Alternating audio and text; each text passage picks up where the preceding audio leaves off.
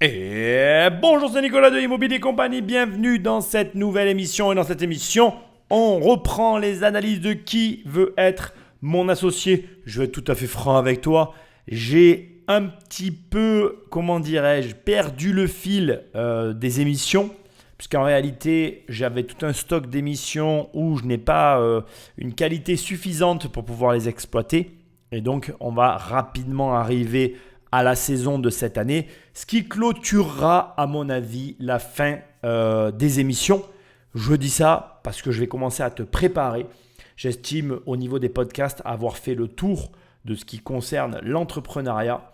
Il est possible que dans les prochains mois, je fasse une pause sur les podcasts avant de revenir avec un nouveau concept parce que je pense qu'il est temps de me renouveler à ce niveau-là. Donc voilà, je n'ai pas encore aujourd'hui pris de décision arrêtée. N'hésite pas à m'envoyer des messages sur Insta si tu as des idées, je suis ouvert à tout. Mais je t'avoue que je prends toujours autant de plaisir à faire les qui veut être mon associé. J'ai perdu le fil de certains gros podcasts sur lesquels je travaillais. J'ai beaucoup de travail en ce moment. Tu sais que je ne fais pas que de la création de contenu. C'est pas facile pour moi de mener toutes ces activités de front. Le podcast m'apporte énormément de choses dans l'entrepreneuriat, mais voilà, je pense qu'on a fait un peu le tour. Les qui veut être mon associé, c'est toujours autant intéressant pour moi parce que c'est tout le temps de nouveaux projets, donc voilà, c'est facile de les produire. Mais le fait est que je ne me vois pas refaire comme avant des grosses études parce que j'avais plus de temps d'entrepreneur et en même temps, je ne vais pas continuer une émission qui, je pense, s'essouffle un peu. Donc je te laisse revenir vers moi. C'est une idée que je pose là et on verra comment tout ça va évoluer. J'ai des idées pour faire évoluer le podcast. Je verrai un petit peu comment je vais pouvoir produire quelque chose de différent. Mais pour l'instant, on va s'en tenir à ça. Donc ne t'inquiète pas, il reste quand même pas mal d'émissions à faire. Ça ne va pas s'arrêter tout de suite. Mais je te prépare parce qu'il y a un moment donné où ça s'arrêtera, je pense, pour mieux revenir sous une autre forme.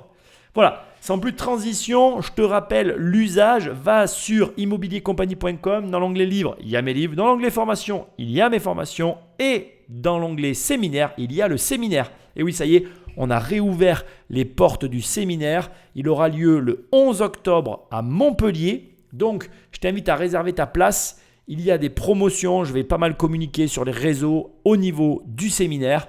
Donc, je ne suis pas inquiet, tu vas trouver. En tout cas, le séminaire est en ligne, tu peux venir y participer. Tout est sur le site internet. Tu vas avoir des émissions sur le sujet. Je ne suis pas inquiet, encore une fois, tu vas trouver.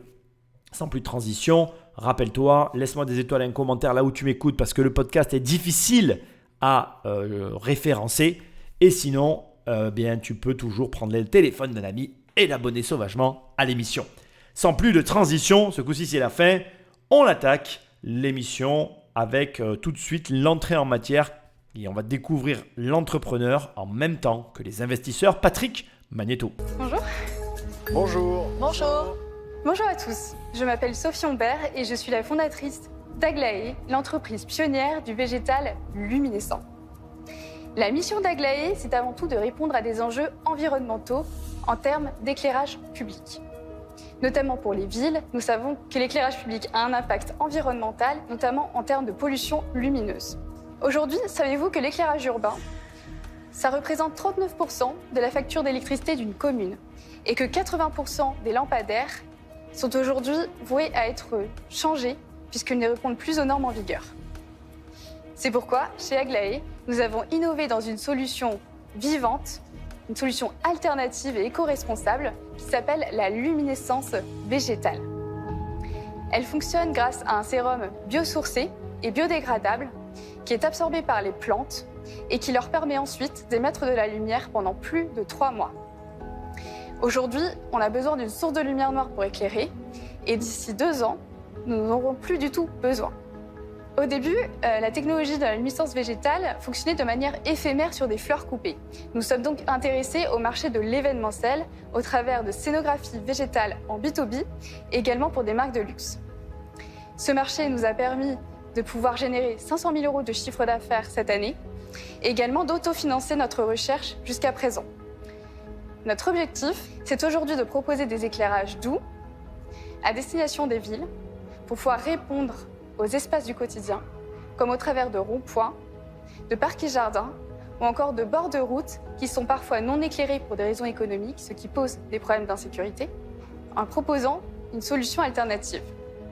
C'est pourquoi la luminescence végétale pourrait bien devenir la nouvelle révolution verte de l'éclairage urbain. Donc on va s'arrêter là, j'étais un peu absorbé par ce qu'elle a dit, je trouve que c'est très original, je m'y attendais pas du tout. Très sincèrement, alors là elle tient quelque chose d'excellent puisque comme elle l'a très justement précisé, on parle d'une facture pour les communes de 39% de leur budget, ce qui est énorme, et elle propose, on va voir si j'ai bien compris, de remplacer l'éclairage finalement de nos villes par des plantes qui éclaireraient finalement avec un coût moindre, donc réduisant la facture, permettant de correspondre et de coller finalement aux attentes écologiques que l'on a aujourd'hui et actuellement, ce qui est une réalité. Moi, je ne remets pas en cause le besoin que l'on peut avoir d'essayer de limiter notre besoin énergétique tel qu'on le consomme actuellement. Si des plantes arrivent à, je dirais, remplacer l'usage qu'on a actuellement de l'électricité, mais fonçons, allons-y. Donc effectivement, elle a pris l'angle du problème d'une manière assez originale. Elle propose un produit qui, somme toute, me paraît consommer beaucoup moins d'énergie et apporte une forme de réponse au souci environnemental qu'il peut y avoir. Bon, j'imagine qu'on va nous montrer de quoi il est question, parce que je peux te déclarer qu'une plante éclaire la nuit, mais encore faut-il qu'elle éclaire vraiment.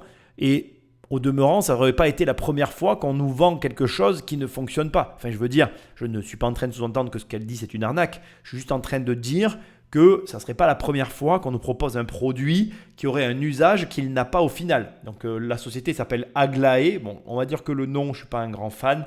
Mais bon, en même temps, tu vends des plantes, j'ai envie de te dire, tu peux y mettre un petit peu le nom que tu veux, ça revient au même.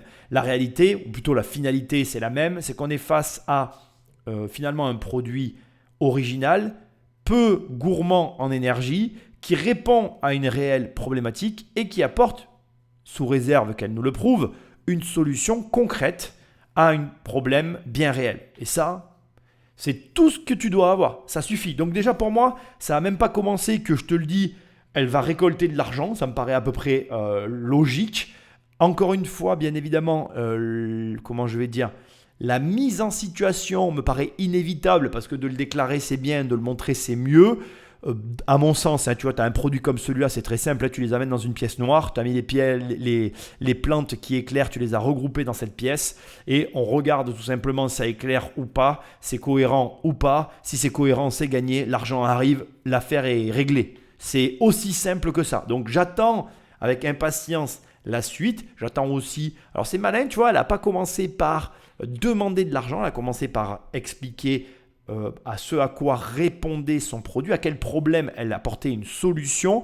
J'imagine que maintenant on va et avoir la mise en situation et avoir le montant attendu pour pouvoir développer la société. Tu as noté qu'elle s'est autofinancée jusqu'à aujourd'hui. Alors ça, c'est génial aussi. Je n'ai pas trop l'occasion de te le préciser.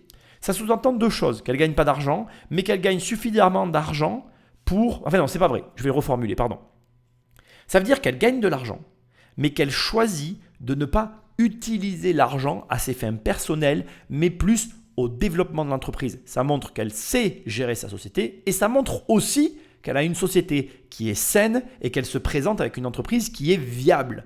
Donc pour moi, elle coche toutes les cases avec, comme tu l'as remarqué dans son discours, quelques petites remarques de ça, de là, qui ne nécessitent pas plus de précision parce qu'elles induisent d'elles-mêmes, par rapport à ces remarques, la situation de la société. Ce qui me fait dire qu'on est face à un très bon entrepreneur qui a un business model fonctionnel. Maintenant, il ne reste plus qu'à voir le produit dans son environnement naturel pour voir son usage. Si elle valide toutes les étapes, pour moi, le pognon, il est dans sa poche. Donc je suis ici pour vous proposer 10% du capital de mon entreprise en échange de 350 000 euros. Donc grâce à vous et à votre investissement, imaginez que demain, nous puissions nous éclairer à la lueur des plantes. Alors je vais vous demander de venir dans cette petite salle derrière. On va vivre une expérience unique. On y va ? Et je vous en dis pas plus. C'est juste par là, il faut traverser la route. Je vous en prie, suivez-moi. Bon alors, 350 000 euros pour 10%, ça fait 3,5 millions. Je suis moins sûr là. Désolé, oui, il faut dire les choses comme elles sont. 3,5 millions, ça fait quand même un sacré montant.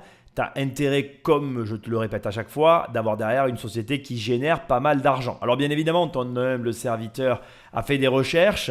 Quand on cherche le site Aglaé, quand on va voir un petit peu leur réalisation, on tombe sur un site internet. Donc tu peux taper Aglaé, donc designaglaé.com. Et en fait, on tombe sur une société qui fait finalement de l'événementiel. Déjà, c'est intéressant le choix stratégique fait par l'entreprise. Parce qu'en fait, elle n'est pas une société de luminaire ou de je ne sais quoi, elle fait de l'événementiel. Et en fouillant un peu le site, tu tombes sur des témoignages, notamment par exemple l'un témoignage qui m'a interpellé de Disneyland Paris, qui a travaillé avec Aglaé et qui globalement témoigne de la qualité du travail, puisque cette dernière, bien évidemment, va participer à différents événements. À mon avis, qu'a pu faire Disneyland Paris en apportant de la luminosité pour les besoins de la société lors d'événements particuliers. Ce qui est intéressant, donc, c'est que la société essaye de couvrir d'abord de l'événementiel, mais affiche clairement sur son site l'ambition qu'elle a, c'est-à-dire en 2016 l'événementiel, ensuite en 2020 stabilisation, 2021 aménagement d'intérieur, 2024 éclairage des villes, aménagement paysager. Voilà. Donc c'est une équipe aujourd'hui de, entre guillemets, 5 personnes. Bon, j'aimerais avoir un peu plus de précision sur les personnes qui participent à la vie de l'entreprise. Mais bon, j'ai envie de te dire, on n'en a pas plus. C'est comme ça. C'est peut-être, ou en tout cas à mon avis, un choix délibéré de leur part. Il y a pas mal d'informations sur le site. Ce qui est intéressant, c'est que j'ai fait des recherches. La société est toujours en activité. Bon, je vais être aussi tout à fait transparent avec toi. Je suis tombé sur le chiffre d'affaires. Ça n'est pas, à mon sens, cohérent avec les demandes qui sont formulées concernant la société pour le capital, l'investissement attendu par la dirigeante. On peut voir facilement sur le site les budgets, les montants qui sont facturés. Donc, je vais être honnête avec toi, effectivement, ça reste quand même une entreprise qui a des marges de manœuvre, à mon sens, qui me paraissent intéressantes. Mais là, maintenant que j'ai fait toutes les recherches et que finalement, je me suis emparé du dossier en ayant les tenants et aboutissants, les tarifs, etc., je te le dis personnellement, je n'investis pas. Le montant qu'elle demande est beaucoup trop important par rapport à ce qu'elle propose comme service, même si l'idée est bonne et ce qu'elle vend est judicieux. Stratégiquement, il y a effectivement de l'argent à gagner parce que si elle arrive demain à équiper toutes les villes de France et de Navarre, y compris de l'étranger, avec des plantes fluorescentes au prix qu'elle facture, l'entreprise vaudra très cher. Sauf qu'aujourd'hui, à mon sens, de ce que je vois, ce qui m'empêche de mettre de l'argent, c'est qu'elle n'a pas les outils pour atteindre le résultat qu'elle convoite. Mais ça n'est que mon opinion personnelle.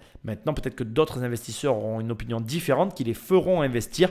Mais de là à mettre 350 000 euros pour 10% de la société, ça me paraît audacieux. On va voir la suite. Juste, je termine. Comme je te l'avais entre guillemets prédit, elle les emmène dans une pièce noire pour qu'on puisse apprécier la luminosité. Alors bien évidemment, je t'inviterai à regarder l'émission. Je ne pourrai pas te montrer les images, mais de ce que moi j'ai trouvé en faisant des recherches, ce sont effectivement des plantes luminescentes. Donc là, c'est des plantes tout à fait normales, vivantes, elles sont en parfaite santé. Je vous propose d'éteindre la lumière et de vivre l'expérience de la luminescence végétale. Waouh. Ah ouais, quand même. Waouh, joli. Ah ouais. Vous pouvez vous approcher parce qu'on observe vraiment les détails de près. Et vous allez voir que chaque espèce a vraiment ses spécificités. Et c'est vraiment dans la Alors, plante. qu'est-ce que vous avez fait pour que ça ressorte comme ça, la couleur? Alors, c'est l'effet du sérum, justement, qui a été conçu. Et vous pouvez toucher, vous allez voir que c'est vraiment dans la plante, que c'est à l'intérieur de ces cellules qui sont marquées par le sérum et qui permettent de créer le phénomène de fluorescence. Et là, regardez ici les nervures qui ressortent énormément. Ça, c'est un anthurium. Très joli. C'est joli, hein. C'est une sorte de bougie dans la chambre, ça irait bien, ça. C'est super. Tu le connaissais bien, le défunt, toi? Ça fonctionne bien quand même. OK, On va merci. rejoindre nos sièges, merci. Hâte de poser plein de questions. En fait, c'est Pandora dans Avatar. Bon, juste, je suis obligé d'intervenir. J'aurais dû laisser le passage. Bon, tu l'as vu, il y a quand même des réactions. Ça a l'air de vraiment fonctionner. Je ne le remets pas en cause.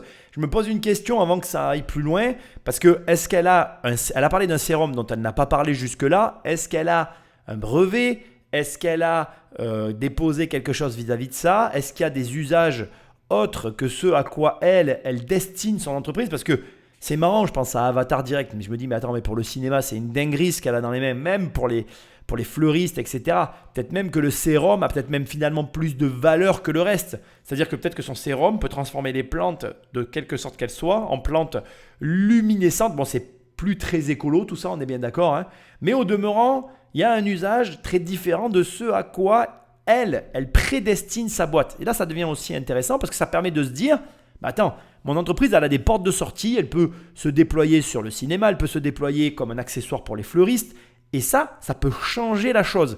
Et ça m'amène juste à te glisser ici un petit conseil. Parfois, tu vois les choses d'une certaine manière, tu crées un produit, tu crées une structure dans un but précis, sauf que les clients, les usagers, voire même la commercialisation du produit ne se passe pas comme prévu et du coup, le produit est utilisé d'une autre façon. Eh bien, ce n'est pas négatif, au contraire.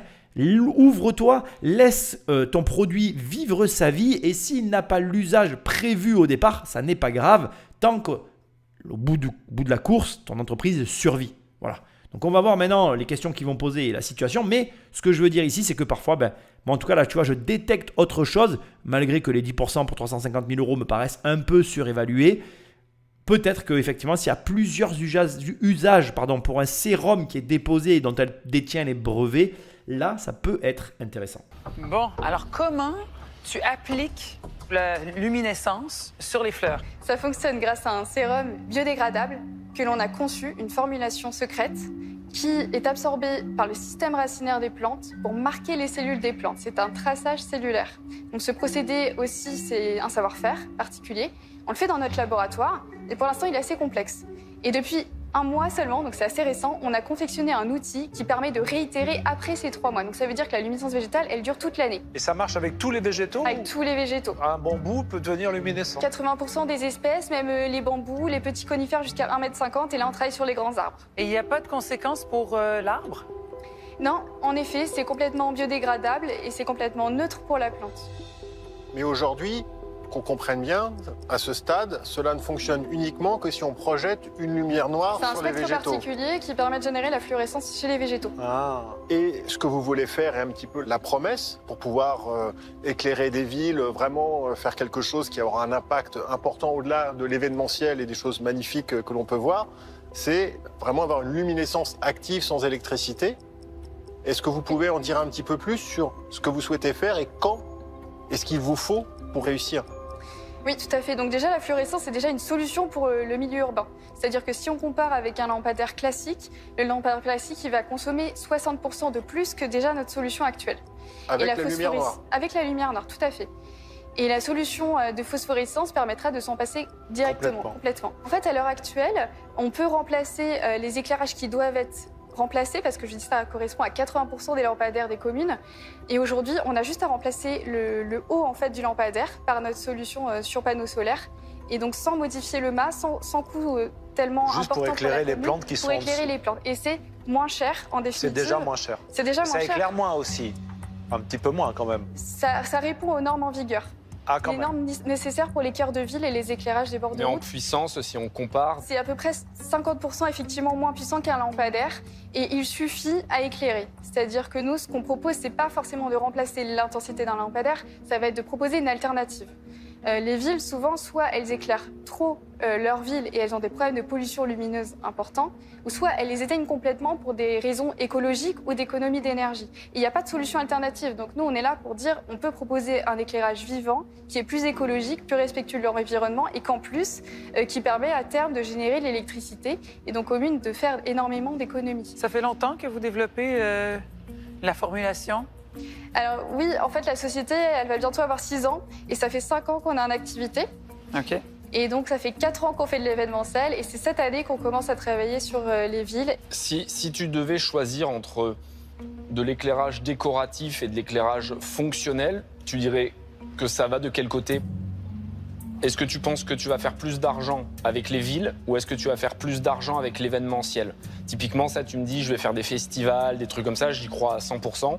Avec les villes, on sait que ça prend beaucoup de temps, c'est de l'administration à l'ancienne. En fait, le business, il est quand même bien plus porteur pour nous parce que l'événementiel, d'une part, c'est 12 000 € l'enveloppe moyenne, pour donner un ordre d'idée, donc entre 1 500 € et 80 000 € pour les plus gros projets.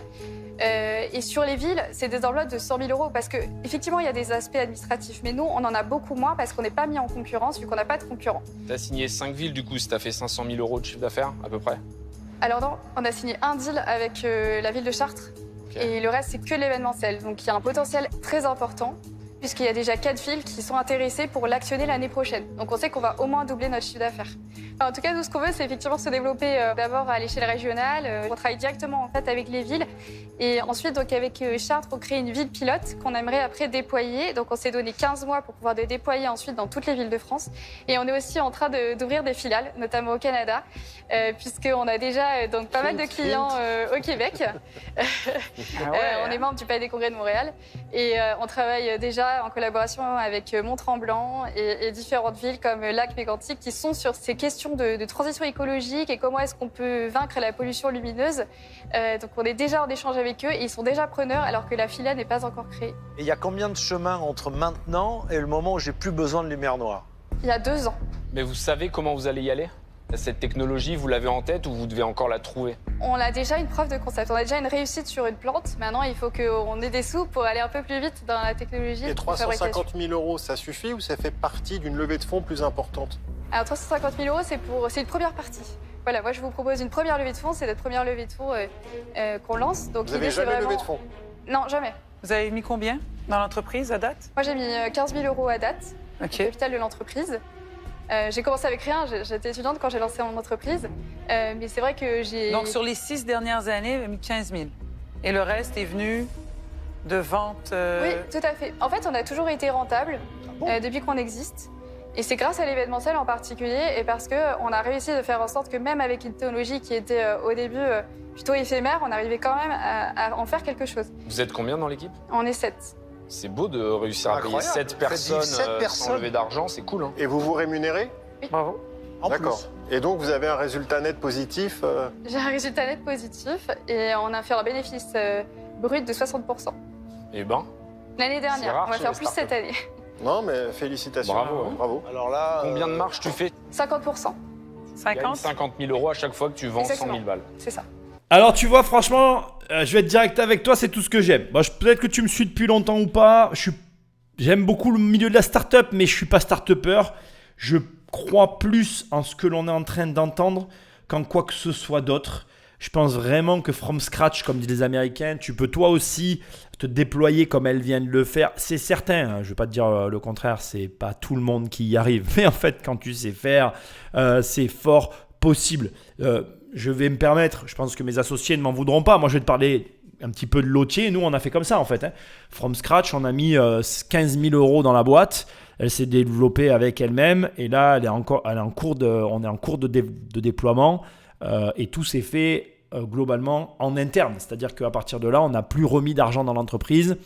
Et on a été rentable dès la première année. On a fait le choix et on avait la possibilité de ne pas prendre d'argent la première année. Donc, on n'en a pas pris. Bien évidemment, c'est pas très réaliste. Je vais être transparent avec toi. En fait, là, on a quelqu'un qui se paye depuis le départ, ce qui est le mieux. Parce que si tu fais du bénéfice en te payant, ça veut dire vraiment que tu tiens quelque chose. Ce qui, encore une fois, n'est pas le cas de tout le monde. Crois-le ou ne le crois pas d'ailleurs. Fais comme tu veux. Mais c'est assez rare. Nous, on a eu la chance, Jérôme, ma mère et moi, de ne jamais prendre d'argent la première année, de réinvestir à chaque année, année après année. Puis après, on a commencé à payer ceux qui devaient être payés en priorité, donc pas moi, hein, je vais être transparent avec toi. Puis petit à petit, on s'est tous payés. Maintenant, la boîte se déploie et s'auto-finance. C'est le cas de le dire sans jamais lever de fonds en externe. Vraiment, je t'assure que ce schéma est plus que possible. Ça n'est pas facile, ça n'est pas donné à tout le monde, mais c'est possible. D'ailleurs, c'est pour ça, je me profite pour t'en parler en plein milieu du podcast, je ne le fais jamais, mais tu dois venir, par exemple, au séminaire qu'on organise. Tu vas rencontrer des gens qui ont fait ce genre de choses et c'est là que tu vas pouvoir voir que c'est possible. Pas facile, mais possible. Et donc, tout ça pour te dire que moi, je suis bluffé. Alors, déjà, il y a des choses qui m'interpellent dans tout ce qui vient d'être dit, mais Je suis mitigé. Je pense que je pourrais mettre de l'argent dans une entreprise comme celle-là. Maintenant, c'est vrai que je trouve que le ticket est quand même assez élevé.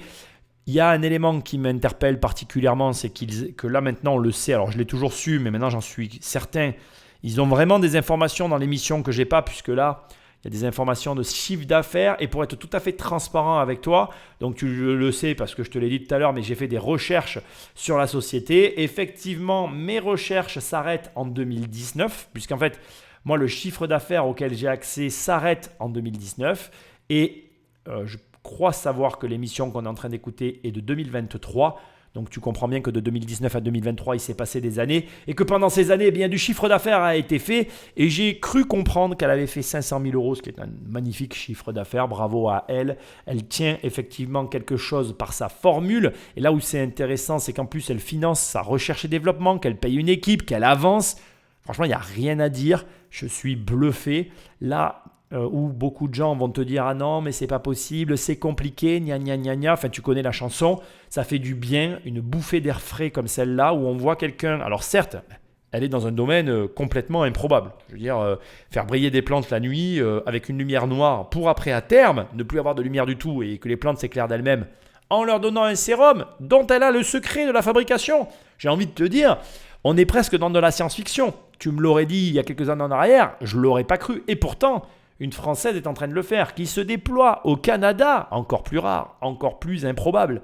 Franchement, moi j'ai rien à dire, à part que tous les ingrédients sont là pour qu'elle trouve son financement. Donc je te le dis, je suis convaincu que quelqu'un va lever le portefeuille. Elle a réuni l'ensemble des éléments qui font que je ne vois pas ce qui empêcherait qui que ce soit de mettre de l'argent là-dessus. Mais bon bref, nous verrons bien. Et ce que moi je veux te dire à toi qui écoutes, c'est que tu peux créer ce genre de boîte et que tu ne dois pas forcément créer ta boîte en mode start-up, mais en mode rentabilité. Il y a plein de business rentables que tu peux déployer dès le départ et que tu dois essayer d'ailleurs de déployer parce que, comme tu peux le voir ici, on a quelqu'un qui y arrive dans un domaine complètement improbable. Ça sera le mot de cette émission, définitivement. Patrick Magnéto. Et ce qui nous coûte, c'est notre personnel, en fait, notre personnel de recherche. Parce qu'on a 3 personnes dans la recherche sur les 7 employés qui sont dédiés à ça. Et donc, il y a aussi effectivement la conception et ensuite la réalisation. Mais vous avez quoi comme formation? Vous dites, j'ai créé ça quand j'étais étudiante, mais je comprends rien à ce que vous dites, moi, quand vous parlez scientifiquement. Vous avez quoi comme formation? Alors moi, ça peut paraître étonnant, mais je suis designer. Et oui. c'est pendant mon année de master où je me suis rapprochée d'écoles d'ingénieurs. Et j'ai mené mes propres recherches pendant 6 mois. J'étais encadrée par des chimistes, des docteurs aussi en agronomie. Et je suis arrivée avec un projet en disant j'ai une idée, je suis inspirée par la bioluminescence, j'aimerais que ça puisse fonctionner. J'avais écrit un mémoire aussi qui s'appelle La domestication du végétal qui a été publié et c'était vraiment une démarche plutôt philosophique de l'approche du vivant et comment est-ce qu'on pouvait lui donner un rôle utilitaire. Et j'ai voulu le mettre en pratique au travers de ces recherches que j'ai menées moi-même, c'est mon invention. Et c'est vrai qu'au début, les chercheurs étaient un peu sceptiques, ils ont trouvé l'idée géniale, mais ils m'ont dit vous y arriverez que dans 10 ans. C'est très peu probable que ça marche. Et aujourd'hui, aucun chercheur ne sait ce qu'il y a dans notre formulation. Vous avez dit que 350 000 euros, c'était une première étape? Oui. Il vous faut combien en fait? Alors ça nous permettra en fait donc de pouvoir déployer en fait dans les villes. On pourra déjà déployer la fluorescence. La deuxième levée de fonds, c'est pour la phosphorescence. Et là, on aimerait effectivement lever plus. C'est-à-dire? D'ici 2 ans, on aimerait lever 1 million d'euros. D'accord. Et au-delà des 350 000 euros, qu'est-ce que vous attendez en fait d'un investisseur? Alors moi, je cherche surtout un mentor pour m'accompagner parce que je suis seule en fait dans l'entreprise et comme on est vraiment en croissance, j'ai vraiment besoin de structurer plus l'entreprise, d'embaucher et aussi d'avoir quelqu'un sur qui m'appuyer avec son expertise et son réseau qui me permettent d'aller plus vite, plus loin et d'adopter une bonne stratégie d'approche. Ah là, ça va être la guerre. J'adore Maxime aussi. Vous faisiez quoi? Non, parce que là, je suis perdu quand tu parles scientifique. Mais c'était quoi ton travail au départ? On dirait un sketch, tu sais. J'étais designer. Et là, il y a le gros silence, tu sais. What the fuck? Mais pourquoi un designer fait une formule chimique? Les chimistes m'ont dit que vous n'y arriverez que dans 10 ans. Ils m'ont dit dans 10 ans, mais moi, du coup, je l'ai fait. Là, je suis… voilà, tu vois, alors ça, c'est le paradoxe, hein, parce que je commence l'émission en disant « Je vais arrêter ». Et là, je me dis « Putain, je peux pas arrêter cette émission, bordel !» Ah non, c'est trop énorme, c'est trop énorme. Mec, regarde, écoute cette fille. Dire, elle est en train de te mettre des baffes là, bam, bam, bam. Quelle est la distance entre ton rêve et toi? Moi, quand j'étais gamin, d'ailleurs, s'il m'entend, je lance une bouteille à la mer. Je me rappellerai toute ma vie, d'accord? Alors, j'ai un défaut qui est aussi une qualité, hein, on va pas se mentir, ça dépend des moments de la vie. Parfois, c'est un défaut, parfois, c'est une qualité. J'ai une excellente mémoire. Faut pas me dire un truc à moi, en fait, parce que mon cerveau s'en rappelle. Parfois, des fois, à mon insu. Alors, c'est très marrant parce que des fois, il oublie aussi des trucs. En fait, mon cerveau classe l'information au détriment de certaines personnes très proches de moi, parce que parfois, on me dit des trucs qui, pour moi, n'ont aucun intérêt, qui sont importantes hein, pour les gens qui me le disent, mais que moi, je balaye. Dans ma tête, je me dis, bon, mais ça, c'est bidon, tu vois. Bon, bref, passons. C'est comme ça. Bref, quand j'étais jeune, moi je suis quelqu'un donc je suis resté très très longtemps dans les mêmes, je fais 2 écoles, on va dire. Après j'ai eu un passage à vide, c'est-à-dire que si tu veux, en gros j'ai fait maternelle, école, tout au même endroit. Puis après le collège ça a été assez turbulent. J'ai fait d'ailleurs j'ai fait école maternelle, milieu du collège, séparation de mes parents, bordel. Donc de la 4e à la 3e. Ça a été très compliqué, j'ai beaucoup changé, etc. à cette période-là, parce que c'était suite au divorce, tu vois. Puis seconde, ça a été la fin. La seconde, ça a été le cimetière pour moi. Je me suis arrêté en seconde au niveau des études. Et ceux qui ont lu mon livre, vous connaissez la suite. Bref. Et quand j'étais à l'école, donc maternelle, école, collège, j'avais un copain qui s'appelait Ilias Kamruddin, qui était, je ne sais pas si j'ai eu le droit de dire son nom de famille, mais c'est pas grave, qui est devenu militaire et qui était un rêveur un petit peu et qui me disait, tu verras, quand je serai grand, je créerai les voitures volantes. Ça m'avait marqué, parce qu'il voulait faire des voitures volantes. Et j'y pense des fois. Et il n'a jamais fait les voitures volantes. Enfin, pas que je sache. Peut-être que c'est lui qui les fait d'ailleurs, mais j'en sais rien. Bref. Et pourquoi je pense à ça maintenant? Parce qu'en fait, il pourrait les faire. Je veux dire, toi, tu m'écoutes, tu avais un rêve de gosse, tu pourrais le faire. Bordel, elle était designer. Mais qu'est-ce que ça a à voir avec ce qu'elle fait? Elle a passé des études de design et en fait, elle t'explique qu'elle a lu des bouquins, qu'elle a fait un mémoire en ayant fait des recherches sur un sujet qu'elle a poussé au-delà de certains chercheurs. Mais en réalité, je vais te dire ce que je pense, en réalité, c'est simplement qu'elle y a cru. En fait, elle s'est dit, je suis capable de faire dans un laps de temps plus court que 10 ans ce que tout le monde est en train de me dire que je ferai en 10 ans. Elle s'est dit, moi je vais le faire et je le fais. Et elle l'a fait, sans savoir ce qu'elle faisait. On lui a dit que c'était impossible, alors elle l'a fait. Et du coup, c'est possible. Et c'est une ode, je ne sais même pas comment appeler ça. C'est vraiment pour moi, voilà, ça doit t'entraîner, ça doit te porter. Tu dois te dire à la fin de cette émission, mais en fait, moi-même, je peux le faire. Moi-même, je peux lancer mon projet, aussi fou soit-il, aussi idiot soit-il, aussi peu probable puisse-t-il paraître. Alors bien évidemment, ne prends pas l'aspect simplement motivationnel que je suis en train de te poser là dans cette émission. Qu'est-ce qu'elle a dit? Reprends, décortique, analyse, comprends. Elle a dit, j'ai beaucoup travaillé, ça n'était pas mon domaine. Ça veut dire quoi? Là, elle le dit comme ça dans une phrase, genre, oui, j'ai bossé, tu vois. Non, elle a travaillé plus que tous les autres. Elle a fourni sûrement plus d'efforts que les chercheurs eux-mêmes dans leur métier. Elle est allée chercher ce qu'ils n'ont pas cherché. Elle a osé réfléchir, penser, mélanger des produits que eux n'ont pas osé mélanger. Bref, elle en a fait plus que les autres. Et du coup, elle a obtenu les résultats que les autres n'auront jamais. Et moi, quand j'entends ça, mais je suis porté, je suis conquis, je suis plus sur terre. Et ça doit te faire te dire que tout est possible. Impossible n'est qu'un mot que l'on colle sur quelque chose pour dire non mais ça laisse tomber, laisse tomber, je le fais c'est tout. Mais non là, bam, j'arrête, j'y vais, clac, clac, clac, clac, action. Action bordel, tu l'as le rêve, mais il est pas loin en fait, il est à côté. La distance entre toi et tes rêves, c'est des recherches, des formations et de l'action. Action, fais-le. Franchement, le nombre de problèmes que tout le monde rencontre dans sa vie, tu es peut-être là en train de m'écouter et de te dire « Non, mais c'est pas si simple, Nicolas, quand même, tu sais bien, j'ai ceci, j'ai cela. » Oui, mais on l'a tous. On l'a tous. Et le pire, c'est que, tiens, regarde, juste un exemple. J'ouvre et je fais une parenthèse.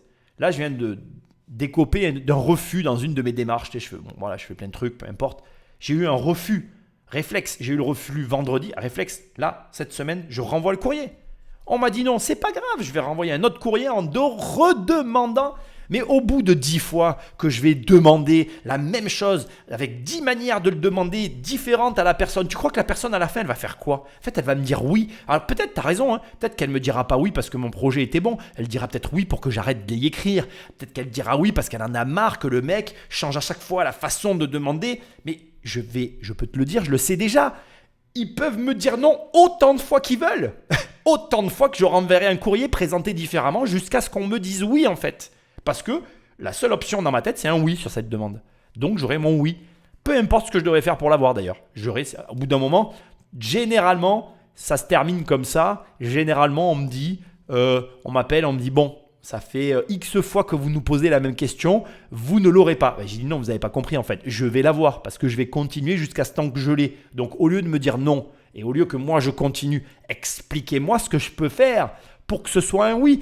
Et généralement, dans ce genre de discussion, au début, on m'explique que, et après, moi, j'essaye d'être sympa, je parle et tout, je dis, mais attendez, vous comprenez bien que blablabla. Bla, bla. Et au bout d'un moment, on me dit, bon, alors si vous faites comme ça, vous aurez peut-être. Alors là, souvent, on me dit, peut-être, c'est pas sûr. Oui, pas de souci, vous inquiétez pas. Je fais ce que vous m'avez demandé. Et je fais ce qu'on me demande.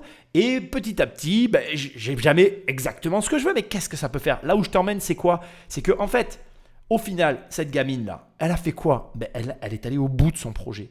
Au-delà de ce que la plupart des gens peuvent imaginer. Et même si ça foire, elle va avoir appris tellement de choses. Elle s'est internationalisée, elle a ouvert le Canada, elle a déjà des connaissances bien plus élargies que la plupart des gens. Crois-moi, rien que de faire des démarches à l'étranger, déjà tu prends une distance énorme avec la plupart des gens. Et faire une démarche à l'étranger, s'installer, se déployer, mais laissez tomber. Donc franchement, même dans le plantage global de sa boîte, en imaginant, je veux dire, le pire scénario, on va imaginer pour elle le pire scénario. Je lui souhaite pas, hein. Franchement, elle mérite de réussir et de cartonner et je suis convaincu qu'elle va y arriver. D'ailleurs, quand tu vois les marges qu'elle a, la manière dont elle travaille, enfin bref, elle ne peut que y arriver. Mais imaginons qu'elle se plante. Mais ce qu'elle aura acquis, ça n'a pas de valeur. En fait, derrière la prochaine boîte qu'elle va créer, elle explosera aussi. Parce qu'en fait, elle va acquérir des réflexes, des comportements, des mécaniques que la plupart des gens n'auront pas. Donc, son aventure, elle est tout bénef. Et à ce stade de cette émission, qu'est-ce que je suis en train de te dire? Fais-le. Fais-le.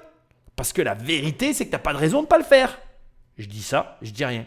Alors moi, je pense que je vais y aller. Je trouve ça vraiment le fun, ce que tu fais. J'aime le côté ludique, mais aussi ça amène une féerie, ça amène un monde imaginaire et je pense qu'on en a tous besoin, autant au niveau des villes qu'au niveau de l'art. Alors on parlait d'événementiel des deux côtés. Je pense qu'il y a beaucoup de potentiel. Je trouve ta valo, un petit peu élevée. Alors voici, je te fais une offre. Je vais offrir donc les 350 000 € demandés, mais pour 15 % de l'entreprise. Merci beaucoup. Voilà. J'adore. Isabelle, elle y va direct. Alors après, mentalité américaine, elle rentre cash, elle pose pas de questions, elle donne ses arguments, bam, elle va pas faire du bien aux autres investisseurs parce que direct, elle laisse pas vraiment de fenêtre de négociation sur quelque sujet que ce soit. Elle donne le prix demandé, après elle augmente un peu la valo parce qu'elle en veut plus. Elle a effectivement en face d'elle un entrepreneur qui est rentable, donc ça a coché toutes les cases. Donc je pense que dans tous les cas, elle a cette offre-là qui finira peut-être par être la bonne parce que je vois bien que les autres vont peut-être, à mon sens, négocier parce qu'on est sur une grosse valo, faut-il encore qu'elle la tienne. Je te l'ai dit pendant l'émission, mais il y a des chiffres que je n'ai pas, notamment le fait que elle est sous-entendue, qu'à un moment donné, pas Isabelle Chevalier, mais Anthony Bourbon a dit les 500 000 € de chiffre d'affaires. Depuis quelque temps, je ne sais pas pourquoi, il n'y a plus aucun chiffre d'affaires qui apparaît nulle part sur Internet. Donc, je n'ai plus vraiment accès aux chiffres. Donc, de toute façon, je pense que là, déjà, rien qu'avec cette offre, elle a les éléments. Je ne vais pas te refaire le pitch de tout à l'heure, mais tu vois bien que pour moi, tout est possible et cette émission continue de te le montrer. Je suis et je reste bluffé par ce qu'elle vient d'accomplir. Elle a déjà l'argent, pour moi, c'est validé. Donc, à ce stade, j'ai qu'un truc à te dire. Qu'est-ce que t'attends? Toi aussi, demain, tu peux faire cette émission. Toi aussi, demain, tu peux lever des fonds. Toi aussi, demain, tu peux très facilement être à sa place. Je veux dire, pour moi, il n'y a rien qui t'empêche d'arriver à ce résultat-là. Bref. Je vais écouter les autres propals, mais je pense qu'elle ne va pas aller chercher à tergiverser pour 5%. Moi, à sa place, je prendrais celle d'Isabelle Chevalier. Elle a coincé tout le monde. Elle aurait fait une offre à 20%. Elle aurait ouvert une fenêtre sur, on va dire, les autres pour qu'ils puissent soit modifier le prix, soit modifier les parts. Mais là, 15%, les 350 000, ça coince tout le monde. Vraiment très maligne. Elle a tout centralisé sur elle. On va écouter les autres propositions, mais je suis sûr de ce que je te dis. Le deal, il est pour elle. C'est une très belle proposition. Elle est pas mal, hein? Non, elle est très belle, elle est très généreuse. Parce qu'effectivement, la valorisation est en rapport avec les résultats de l'entreprise, le chiffre d'affaires, elle est quand même très élevée, même si on peut voir évidemment le potentiel. Je suis très content qu'il y ait une proposition, parce que je pense que ce projet mérite d'être accompagné. Mais là, effectivement, Isabelle a mis la barre très haut. C'est un projet qui aurait pu m'intéresser, mais j'aurais été beaucoup plus agressif. Donc je ne vais pas faire de proposition, puisqu'il y a une belle proposition déjà, que je ne pourrais pas battre. Je me suis arrangée pour. Je vais passer. Bah, moi, je vais enchaîner parce que voilà, c'est exactement pour ce genre de dossier que je suis là. Après, franchement, moi, le B2B, c'est pas du tout ma came. Et alors, les marchés régulés avec les mairies, il se trouve que j'ai d'autres startups qui vendent des trucs à des mairies, donc c'est vraiment compliqué. Mais donc, je suis extrêmement content que tu aies une offre. Et si je peux aider d'une manière ou d'une autre pour présenter des dossiers à des mairies, puisqu'on prospecte pour d'autres sujets, je serais ravi de le faire à titre amical. Merci beaucoup.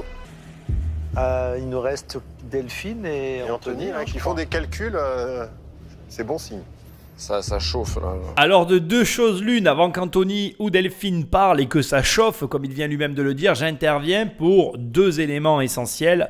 Bien évidemment, Eric est embêté puisqu'elle lui a coupé l'herbe sous le pied et je pense que Isabelle Chevalier l'a fait sciemment dans le but effectivement d'accaparer à elle seule toute l'attention et l'impossibilité pour les autres investisseurs de se positionner.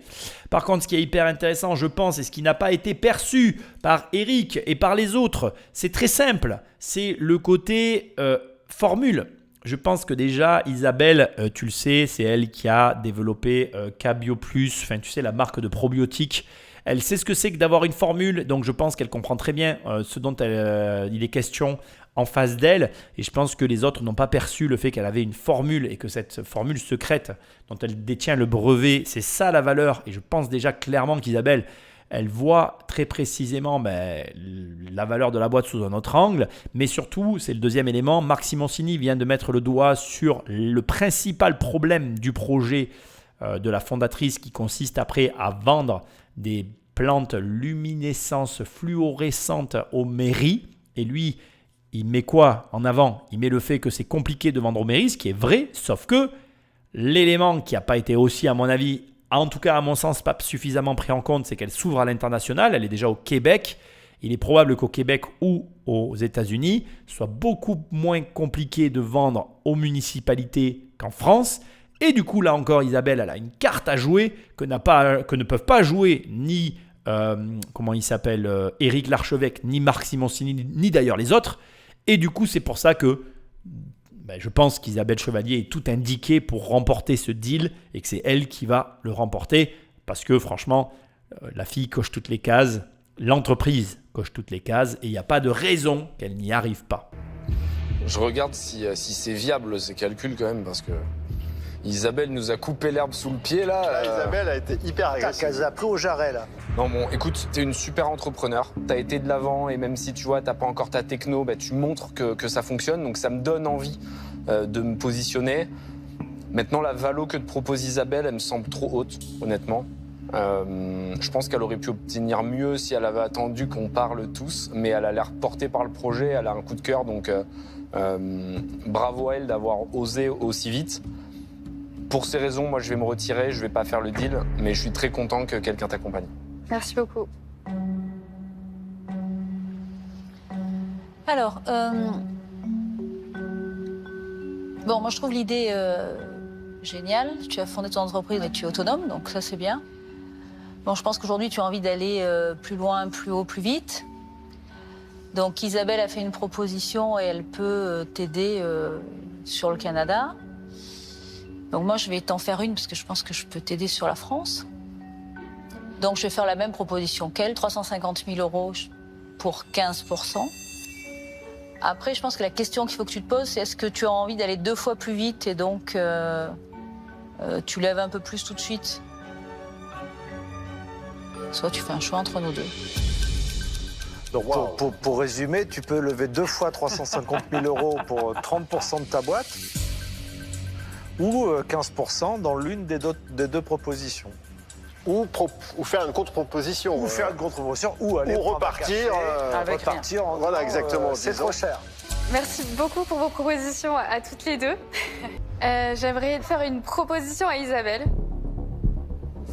C'est risqué ça.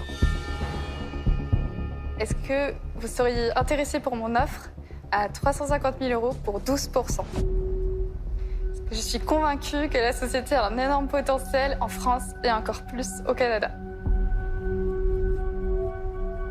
Ben déjà, en fait, initialement, ma tête était d'aller à 20%. Tu vois?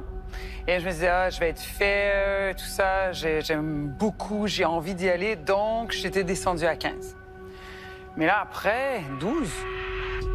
Je voulais 10%, mais comme c'est vous, je suis prête à mettre un peu plus et je vous propose 12%. Bon, alors avant qu'on ait les réponses et qu'on y aille, bon déjà je suis très surpris que Delphine ait levé son portefeuille, c'est assez rare. Ça nous montre aussi un peu son profil. Elle a un profil où elle attend, à mon avis, non pas des startups mais des sociétés fonctionnelles, ce qui est assez rare dans l'émission. C'est peut-être pour ça qu'on la voit si peu lever le portefeuille.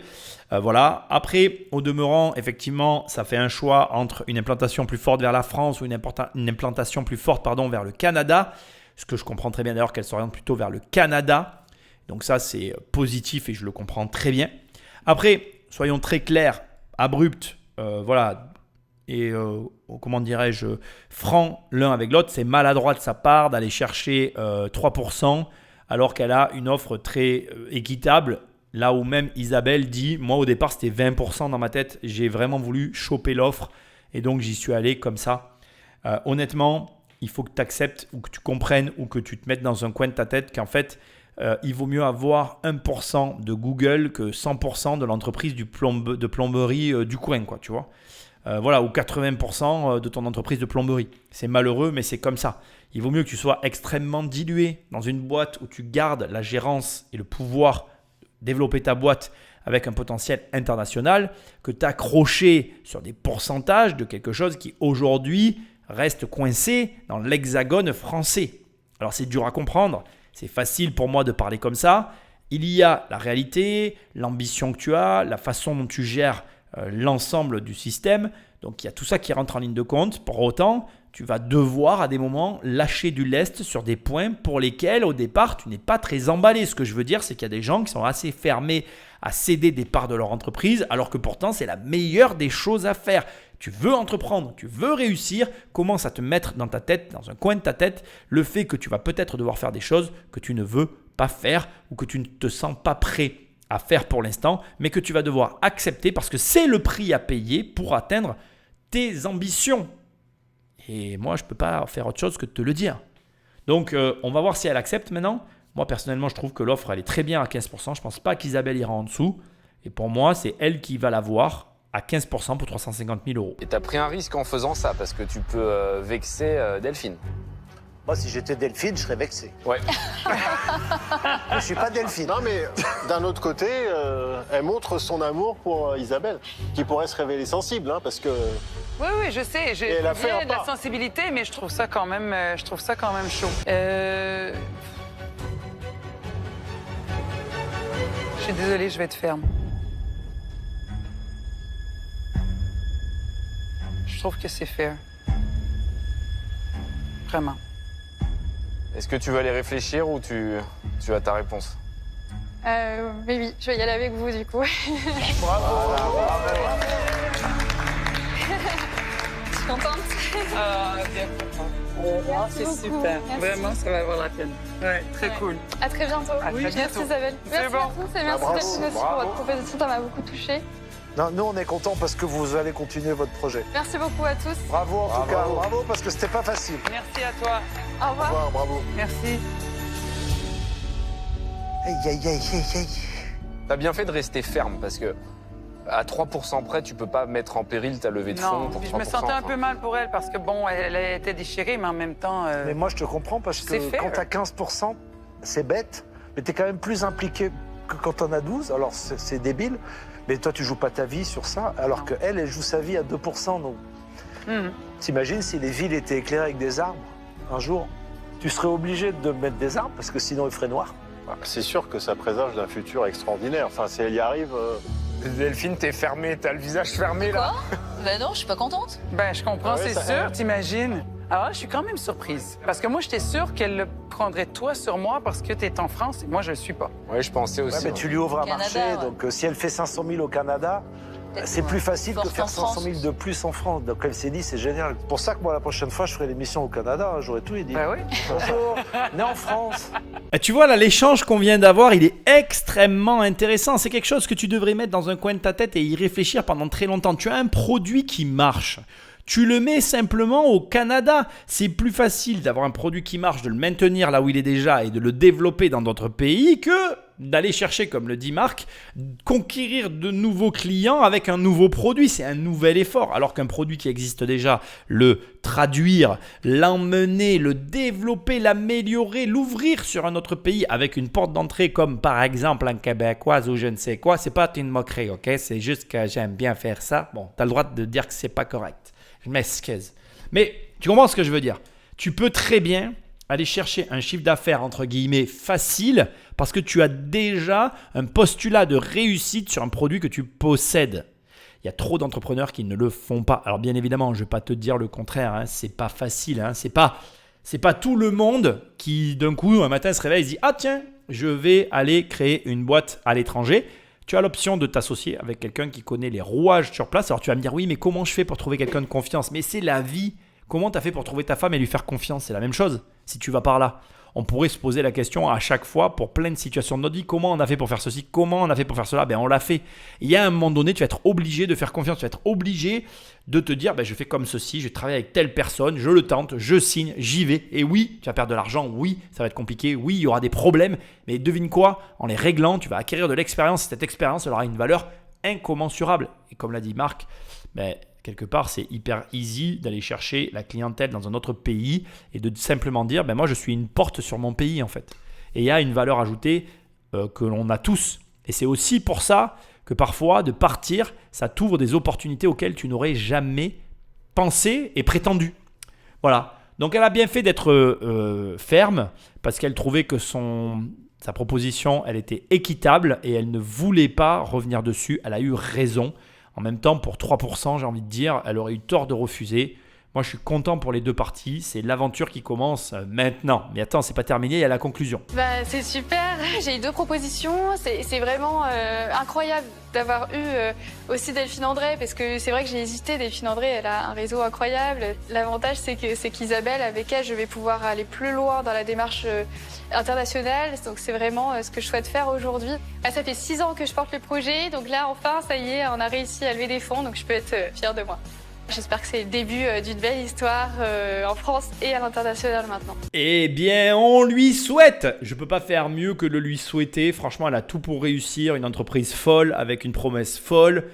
En plus, bon, je vais pas trop faire le pitch, mais quelqu'un qui a rien à voir dans le domaine dans lequel elle est. Et bam, elle s'est lancée. Je suis impressionné de l'abnégation, la résilience, enfin bref, tout ce que tu peux imaginer. Bravo à elle. Et bon, à toi, j'ai envie de te dire, t'attends quoi pour le faire? Mais bon, je peux pas le faire à ta place, donc voilà.